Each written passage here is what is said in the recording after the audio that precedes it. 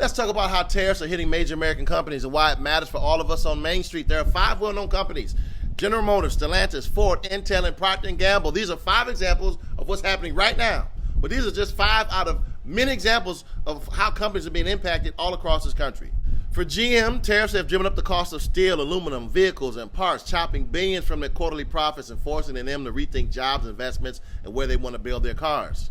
For Stellantis, makers of Jeep and Chrysler have had to pay hundreds of millions more in tariffs, making it more costly to produce that they've idled factories in Canada and Mexico, started reevaluating their global plans. For Ford, with higher prices for steel and parts, Ford is watching its profit margins shrink. They're struggling to keep cars affordable and are constantly recalculating to avoid passing costs to buyers.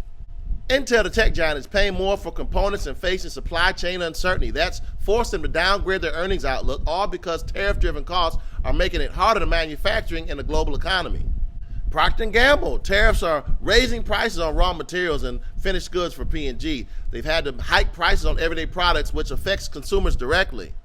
All these companies are working hard not to raise prices at the checkout, but the reality is they can only absorb so much when their costs keep spiking from tariffs. And remember, these are just 5 companies. Many more are facing the same pressures. This is why blaming Jerome Powell for high prices or interest rates misses the bigger picture. The Fed chair is simply doing his job, making independent decisions and not lowering rates just for political reasons. If it weren't for these tariffs, company costs, and therefore inflation and interest rates would be much lower. So instead of pointing fingers at the Fed, let's look at the real cause: tariffs that forced up costs and prices in the first place. Be the change.